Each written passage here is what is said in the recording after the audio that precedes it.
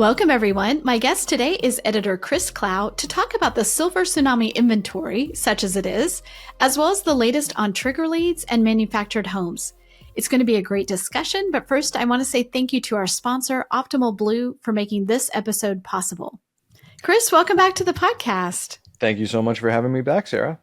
Great to have you back. So I wanted to kick off this one with a follow-up to your very viral, huge story about the silver tsunami.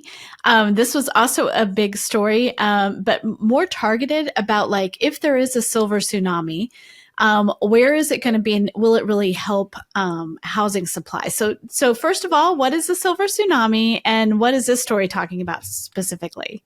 Sure. So there's really kind of, in terms of housing issues generally, there's kind of two ways to look at the silver tsunami. Particularly, I cover the reverse mortgage industry for HousingWire, and the phrase plays a lot into conversations there, understandably so.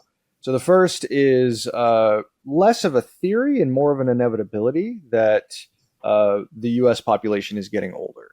And because it's expected that sometime over the next decade, people over 65 are going to outnumber those 18 and under for really the first time in our history. That has a lot of potential housing implications, but it also has infrastructural implications about what people are doing to try and manage this increasing population of older folks. So that's one angle, but the more common housing angle for the phrase silver tsunami is this idea that's kind of been in the wings for a long time that the homes owned by older folks are going to flood the housing market because those older folks are going to choose to either downsize into a different home, or naturally, as they pass away, those homes will find their way back into the market. That second one, Logan has certainly thrown a lot of cold water on it himself, but he's not alone. There are a lot of other housing analysts, and the data has really emerged to indicate that that's not really taking shape, because people kind of thought it would take hold by now, but that's not happening because baby boomers and people of older generations even want to stay in their homes. Yep. And, in instances where maybe they are going to leave their homes, they are very insistent on leaving it within their family. And it's pretty understandable why. Home ownership is kind of a cornerstone of building generational wealth. So that asset is extremely important to a family's financial standing. So basically what this new report from Zillow tried to take a look at is whether or not there is a silver tsunami in that inventory sense. And they found their findings were pretty interesting. They said, yes, there is kind of. Unfortunately for the US housing market, it is not where it needs to be to have really a material impact on the crisis that is being faced across the country when it comes to the availability of homes. We have a very pronounced housing shortage. And I think the hope in prior years was that the silver tsunami would kind of take care of that on an inventory basis. But that's not really happening in the areas that it needs to operate in. So big economic centers, places where there are lots of jobs, where there's a lot of dense population, the bigger housing markets in the country. These are the areas that are disproportionately kind of keeping housing inventory at the levels that it's at, because older folks don't want to sell, or they want to keep their home in the family. And it's therefore those homes are unavailable to standard buyers who are just trying to find a home to raise their families. So I thought it was interesting in that article you talked about how it's not typically the big expensive coastal areas, which kind of surprised me because I was like, I expect a lot of, the silver tsunami to happen in Florida. So what do you make of that? I think it's just the fact that it is people who want to remain in their homes, and there's a higher concentration of older people. And honestly, it's a lot of older people who are probably relocating from these areas that were noted in the study. I think it's specifically called out regions like Pittsburgh and Cleveland as areas where the silver tsunami could have an impact. But oftentimes these coastal areas are sought after retirement destinations. So in a place like Florida that has a growing segment of the silver tsunami, as we discussed in that story that went viral, that's where the inventory crunch is going to be felt more, and it's going to be compounded by those other infrastructural issues that we talked about in terms of those areas' ability to absorb a larger population of seniors or older Americans. So it seems more tied to just this idea of when older folks decide to downsize or relocate across state lines, they're leaving these areas that maybe don't have as much population density and maybe have some younger folks who are looking for homes and are finding them. And these older folks who are going to these more hot button areas like Florida or California, those are the spots where inventory is just further constrained. I feel like so often the stories we cover, they have this like crossover to my personal life. And this is one of those where my son just bought a house. He's a prolific house buyer, I will say, especially for a guy in his 20s. And but they moved back to Texas. They moved to an area south of Austin. And they had a friend that lived in a really cool neighborhood that they liked, an older neighborhood. And the people in the house were in their later 90s. And they had gotten to the point where they really needed to move to assisted living. Like, I mean, they're later 90s. But and my son and his wife ended up buying that house. Happy ending for everyone because the couple got money that they were going to then use to. But I was like, their kids who they would, whatever, their kids were like 70. Their kids, were also like, no, we really don't want it at this point. But I just thought it was so interesting that, like, when we thought about the silver tsunami, I don't think anybody was like, yeah, that's going to happen when people are in their later 90s or like early 100s. I mean, it used to be like, oh, your later 70s, 80s, maybe that's when you're thinking about it. But maybe, I know this is just anecdotal. It's one thing, but I thought it was so interesting because I was like, I don't think of people in their older 90s still living at home independently. But that's probably happening a lot.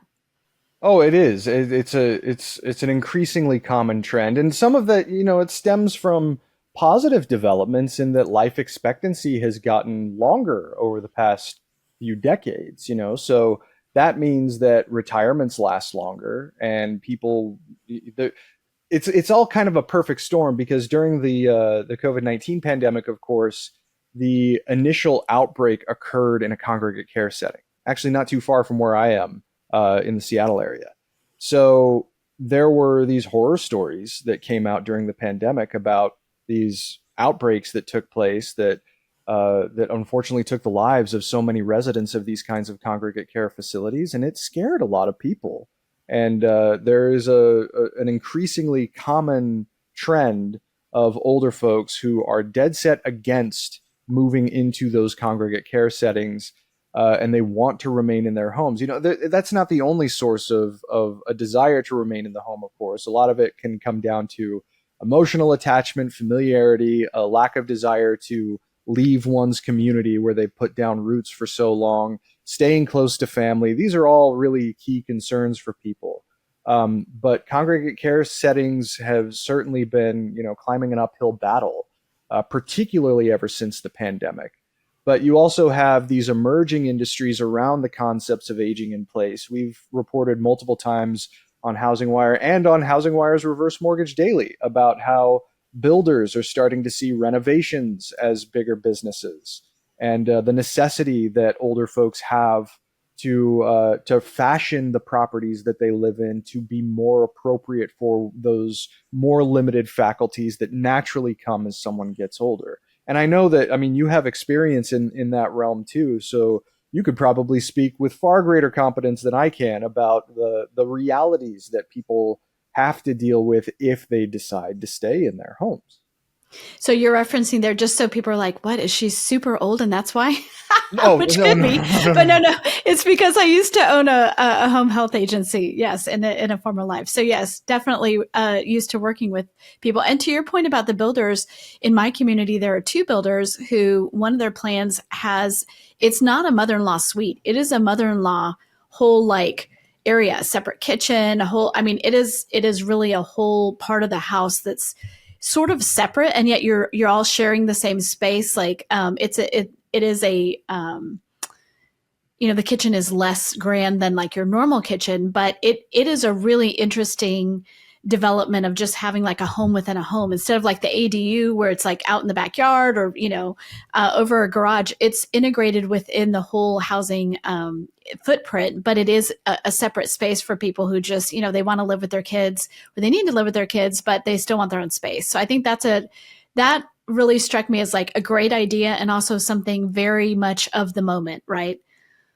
Yeah, absolutely. And also, too, I mean, when it comes to these kinds of renovations, there are common issues these days regarding the retirement savings of older people. So, how do you fund those changes? And Right. oftentimes they have to turn to their largest asset, which is more often than not going to be the home.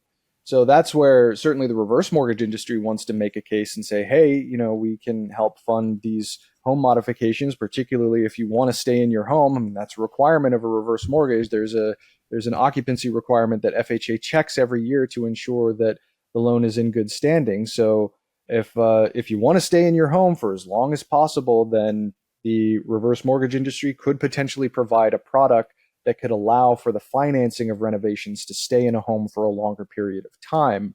But of course, the reverse industry still has to contend with a lot of reputational challenges, and it's not as common a choice among people as something like a HELOC would be, for instance.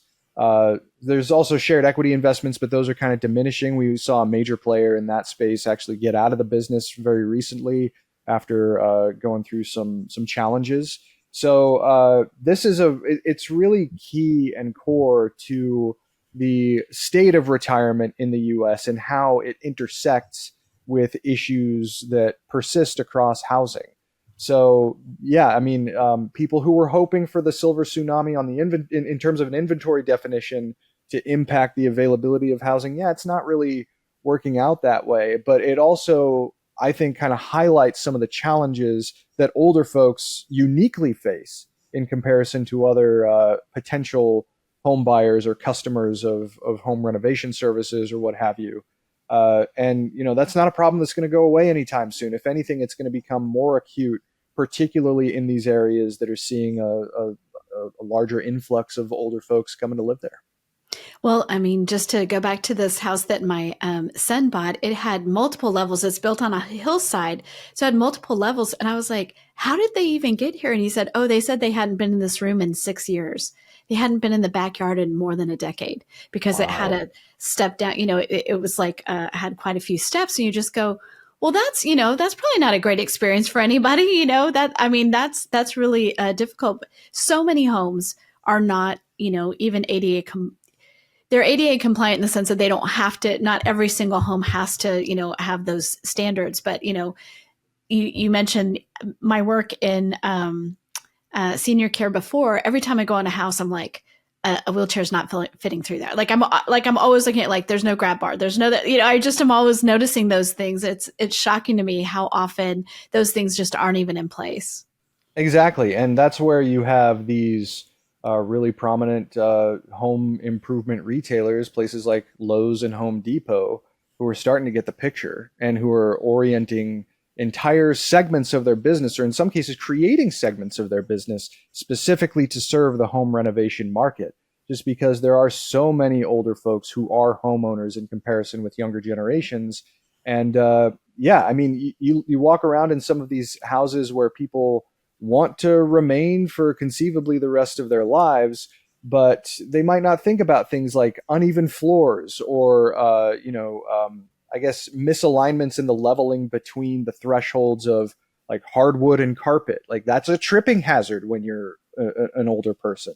And you mentioned grab bars, of course. Ramps from like a front yard to an entrance of a home could be really critical. A lot of homes are built with stairs in mind because it's conceivably a single family home where everybody has their full mobility faculties, and that's not a guarantee for someone living into their 80s or 90s, even, or in some cases even beyond.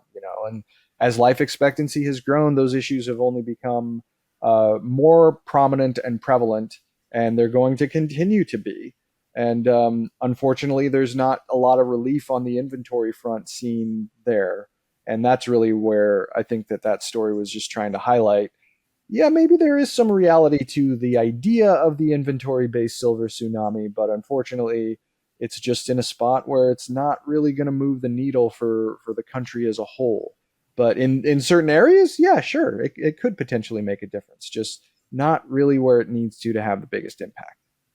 I think it just also points to the fact that housing is so tied into other things, right? Housing is so fundamental to people's lives.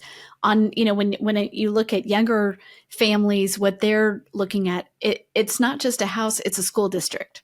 Where their kid's going to go to school by living in that house. If you're an older person, it's a house, but also like, what does the healthcare that you have look like? So it's so integral to people's lives and so tied to these other larger things that nobody in housing can fix. We're still trying to fix housing, right? Much less, the public education system or how that works or healthcare. So I think it was a really interesting story. Let's move on to some of the other things that you've been covering, which are super interesting. Trigger leads. This is something that everybody in our industry is really looking at. And you had a recent story about what the CHLA is doing. Maybe bring us up to speed on that. Certainly, yeah. So basically, what the Community Home Lenders of America is trying to do, they sent a letter to CFPB Director Rohit Chopra trying to urge administrative action on eliminating the practice of trigger leads. The most of the housing industry associations have come out dead set against trigger leads and have been trying to seek some sort of a prohibition or ban on them. The biggest, most promising step in that direction occurred earlier this year when it looked like a bill that had bipartisan sponsorship that would have banned the practice of trigger leads was going to be attached to really a bill that Congress has to pass every year, the National Defense Authorization Act, which authorizes military spending. It's the single largest expenditure at the federal government. So not having that in place could have implications for national security, and no elected representative wants a lapse in appropriations for defense spending on their shoulders. So it's a bill that has to pass every year. There's been some movement on it, but unfortunately that movement no longer includes this bill that would have banned trigger leads, much to the chagrin of housing advocates and the mortgage industry associations. So what the CHLA is basically doing is they're asking the CFPB to adopt the provisions that were in that bill that would have been attached to the NDAA and to enforce it via FCRA, the Fair Credit Reporting Act. And to do that on an administrative basis would not require any action from Congress. So CHLA said that, they noted with extreme disappointment, Congress stripped out the language that would have reined in trigger leads from the NDAA conference report that came out of a Senate committee. And they previously urged action kind of in a similar vein in a 2022 letter to Director Chopra. But under the Fair Credit Reporting Act, they're basically targeting a phrase called the firm offer of credit, which is defined as one that would be honored if the consumer is determined based on information in a consumer report to meet the specific criteria used to select the consumer for the offer. Something like a pre-screened credit card offer would fall under such a definition, but the application and the relevance to the mortgage business is a little bit more limited because qualification for mortgage approvals is based on meeting DTI ratios and the loan amount that's requested. And lenders don't receive that data in the trigger lead process. So CHLA doesn't see how a pre-screened trigger lead mortgage offer can meet that firm offer of commitment definition unless the lender has a relationship with the mortgage applicant. So this would basically try to sidestep the legislative process lawfully in an administrative fashion under authority that is already designated for the CFPB to try to get this over the finish line since the legislative remedy failed. It's hard to tell whether or not there is viability to this because we are just over a month until the inauguration of President-elect Trump, who will likely bring in someone completely different to run the CFPB. And with that new leader is likely to bring a whole different enforcement philosophy to the Bureau, as we've talked about before. but it's still clearly a priority for housing advocates and mortgage industry advocates. And even if this particular effort doesn't manage to go through, I can't imagine we've seen the end of this conversation. No, I agree. I mean, this is something that everybody feels the pain of, and that the industry has been really on top of. Interesting that they found that the CHLA found a workaround. Like you said, it's a legal workaround. And also interesting that, we're just running out of time on a lot of things. If even if it was a legislative priority, I mean, they have very little time left. But then if you think about, okay, it's with the CFPB, they likely are really working on quite a few things, knowing that a transition is coming. And even your reporting is that, Elon Musk, who doesn't have an official job or it's not running an agency or whatever, has been tasked along with Ramaswamy, right, with finding efficiencies in the government. And he specifically said, "Hey, let's delete the CFPB." That was a tweet. We don't know if that's going to happen. We don't know if he has the ability to do that, or how that would look. But definitely, that's an agency that's got to be feeling like their feet is to the fire right now. Yeah. And Rohit Chopra was in a Senate committee hearing, a testimony before the Senate Banking Committee yesterday, and he was asked repeatedly by leaders of that committee if he understands that the president has the authority to fire the CFPB director. Initially, the CFPB director was it was a position that included a 5-year term and was initially insulated from hiring and firing by the president. But a 2020 Supreme Court case basically changed that, and now allows the president to fire the CFPB director at will. And it also includes like the FHFA director. That was also something that was previously insulated. A subsequent Supreme Court case gave the president the authority to remove the FHFA director, which we saw with kind of a dispute with Mark Calabria on his way out at the beginning of the Biden administration. And Kathleen Kraninger willfully resigned from the CFPB at the request of the president on Inauguration Day in 2021. It looks like there's a similar scenario that's going to play out in 2025 on January 20th. So Chopra, he routinely aims to defend the CFPB's actions against attacks from opponents in Congress on Capitol Hill. And he has said that he doesn't think the CFPB should sit on its hands between now and Inauguration Day. I think that the phrasing that he used was people are still getting scammed between Election Day and Inauguration Day. So we are going to continue to act. And to your point, we've certainly seen a lot of additional rulemaking activity on the part of the CFPB, much to Congress's chagrin. Senator Tim Scott a few weeks ago had tried to instruct federal agencies to pump the brakes on personnel appointments and rulemaking to honor the incoming administration was basically his reasoning. But it doesn't look like Chopra is intent on sitting on his hands between now and the middle to end of January by any means. Yeah, I don't think that's his personality either, right? I mean, and I think most people who are going to be the leader of an agency like CFPB, I mean, there's a mission there, right? They're doing that to protect consumers. I would think that that's the motivation there. So very interesting. The last story I was going to ask about, it just shows your range, Chris, of what you cover for us, is manufactured housing. And kind of some of the things we're seeing there. Manufactured housing is very interesting to me because for a long time it was sort of a backwater, and especially if you think about mortgages, like it's a different process. It's not like widely, getting a mortgage for a manufactured home is different than getting a built house. At the same time, it's been, because they're more affordable, it's really been the focus of FHA and some other agencies who are like, we need to make sure that that these manufactured homes are still available to people as an affordable option. So what did we see? You just covered a report that showed that actually manufactured homes, their price is rising higher at a faster rate than site-built homes. So maybe tell us about that. Yeah, absolutely. So this was a study that was put out by Lending Tree at the beginning of this month, and it found that the average price of a new manufactured home sold in the U.S.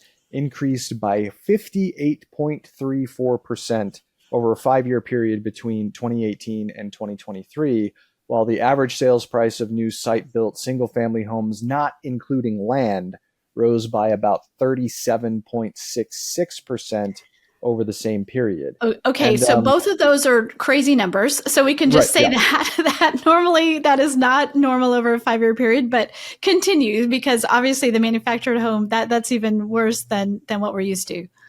Yeah, absolutely. I mean, it further emphasizes the amount of home price appreciation that we've seen, or particularly since the pandemic period, of course. But yes, these are significant. But still, manufactured homes are a less expensive option for people to explore. The average price of a manufactured home in the U.S. was about $124,300 in 2023. And comparatively to a single family home, a standard one, it was about $409,000, a little over $409,000 in 2023, and that's nearly $300,000 more. So the affordability aspects of a manufactured home are pretty apparent in what the sticker price would be. But the average sale price of a new manufactured home also fell between 2022 and 2023. It kind of corresponded with a slight, very slight decrease in home price appreciation during that time. And the highest prices for manufactured homes corresponded reasonably well with higher value real estate areas. So Washington State led the charge at 164,100, followed by California at a little over 154, and then Arizona rounded out the top three at just under 149,000. And California and Washington in particular, those are routinely mentioned in other studies as states with some of the biggest supply shortfalls. And the federal government has certainly taken notice. They established a new manufactured home loan program in June, seeing those homes as a potential difference maker when it comes to the inventory shortfall that the country is facing at the moment. But similar to some of the other areas that I cover, there are some reputational hurdles that the manufactured housing industry has tried to contend with, some of which were actually very front and center in the Zillow study because they referred to manufactured homes as mobile homes. And one of the things that I tried to note in that story was that in terms of the manufactured housing industry itself, mobile homes as a term to describe those products are seen as imprecise at best and erroneous at worst. Because whenever I talk to manufactured housing professionals, they always try to emphasize that this is not the mobile home of the 70s. The materials have certainly improved, and their land lease communities are becoming more common, and they're very common partners with the manufactured housing industry. And this is something that has the potential to make a difference in terms of the inventory shortfall because the production timeline tends to be shorter on a manufactured home, presuming that you have a place to put the home itself. FHA have tried to give more attention to manufactured housing beyond just that launch of a new program. In September, they updated the manufactured housing construction and safety standards, which were the most extensive updates that those standards had seen for the better part of 30 years. And it's also a priority for FHA to try and improve the features of manufactured homes to try and spur additional demand for them. So, this is a burgeoning area. And as the US continues to grapple with inventory shortages, then it might be a really viable option for people to consider a manufactured home and to address some of the inventory shortfall. But the fact that they have appreciated as much as they have is certainly an interesting point. But again, that doesn't mean that they are more expensive than traditional site-built homes. Far from it. Absolutely. No, to your point, I think it just mirrors what else is happening in the housing market. Prices have gone so high that yes, their prices have gone up too. But thinking about those, the median price that you listed for California and Washington is just like Oregon is like, wow. Yeah. Good luck finding a house at that price point. It won't happen. So, Yeah. well, Chris, thank you so much for being on. As always, love having you giving us the update on everything from reverse to the legislative agenda to manufactured homes. And we'll have you on again soon. I really appreciate it. Thank you, Sarah.